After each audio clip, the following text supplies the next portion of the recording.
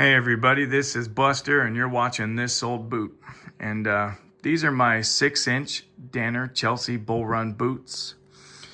These are all brown smooth leather.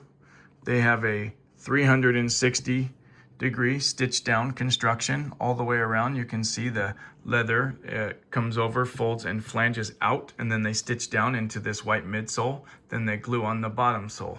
And that's how a stitch down works. These are 360 degrees that way, all the way around. And that actually helps really good with waterproofing. And so does this smooth out actually.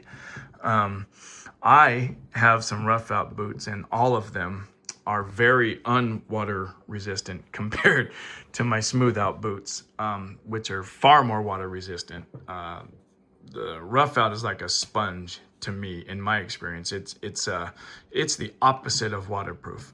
But anyway, these are the stitch down as opposed to a Goodyear welt, which is they would take the leather. I think this is how they do it. They take it and they fold it in underneath, and then they take a small strip of leather and they put it around here, and then they stitch that all the way through all of it.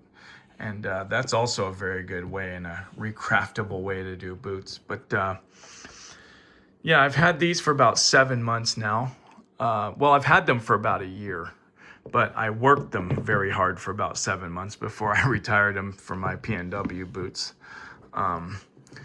And I used to poo-poo these a lot. See, at work I stack wood and on a pallet,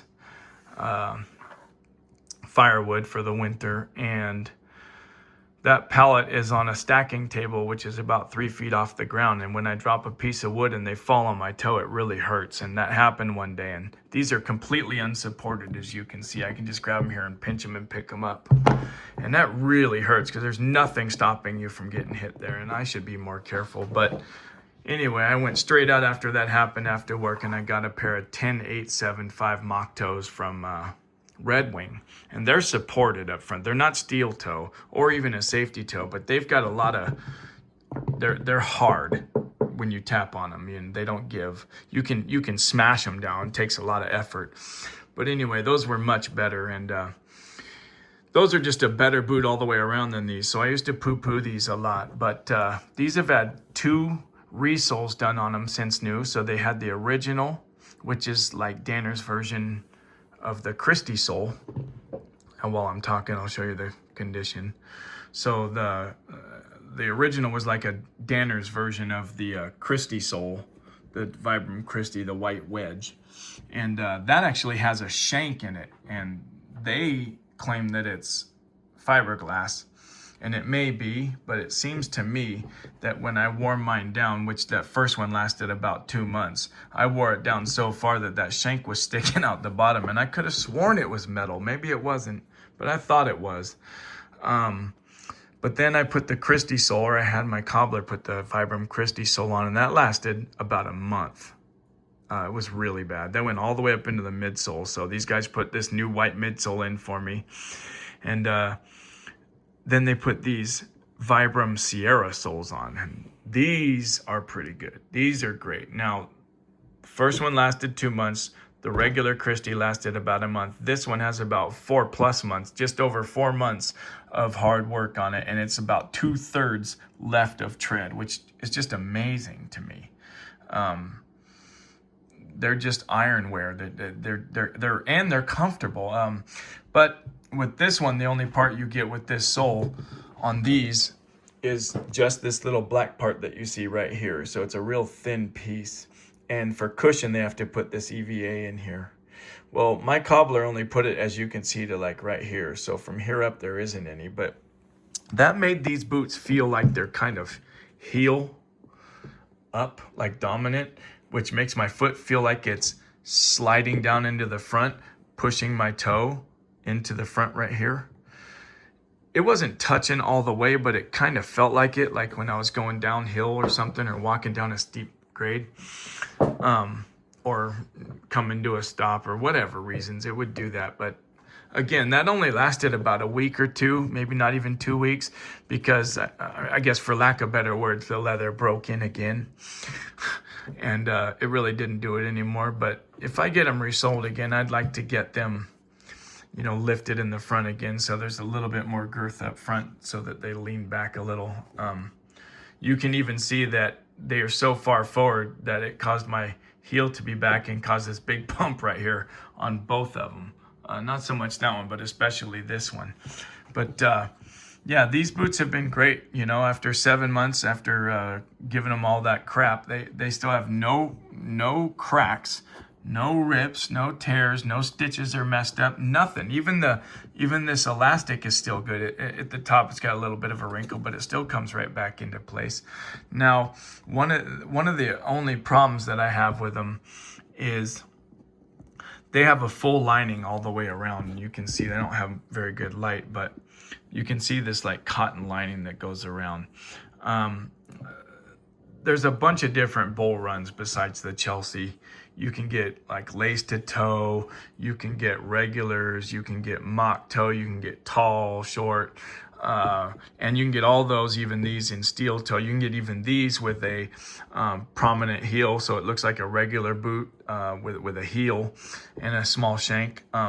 Now this has a small hole right here where my pinky toe comes out, just in the lining. It doesn't bother me, but if I stick my hand down in there, I can feel it. And I don't know why, I just don't like that. I wish they did it in leather or didn't line it at all. Also, it's hard to see it, and I'll try to get a light back in there. But there's a little like fake leather heel counter in there. I think it's fake, and it's got a small hole in it. It's hard to see. It might be, yeah, it's in this one, I think. It's hard for me to get it in there to see, but let me see if I can at least get a light in there or something. No, it's not going to focus, but there's a hole in the lining back here where my heel goes, and again, that doesn't bother me. I can't feel it, but it bothers me mentally, and I just don't know why they put that in there. But they still are working just fine. I should get a better sole put on them. Some people actually use a Christie sole, and then they have it sanded down. Some cobblers will just sand that a little bit and then stick the Sierra or the Kletter lift right on top of that or underneath that, and that's really cool looking, and also very comfortable, everybody says.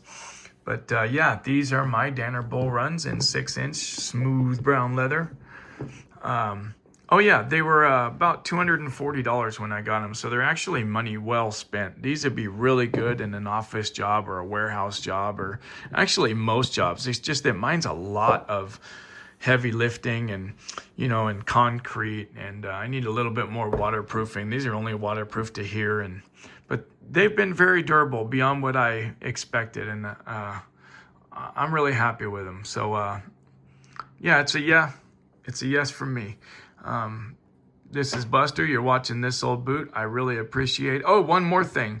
I don't know if I mentioned this, but these are supposed to be made here in America, but with international parts, and also assembled partially internationally. I guess they just marry the tops to the bottoms here in America, which according to them on their website helps them with their quality control and fitment. They also mention that it makes it more affordable, which you can read between the lines. Obviously, they do that to save money. And I'm not a big fan of companies doing things just to save money, especially when it's just not going to be as good. But this one doesn't seem to be too bad.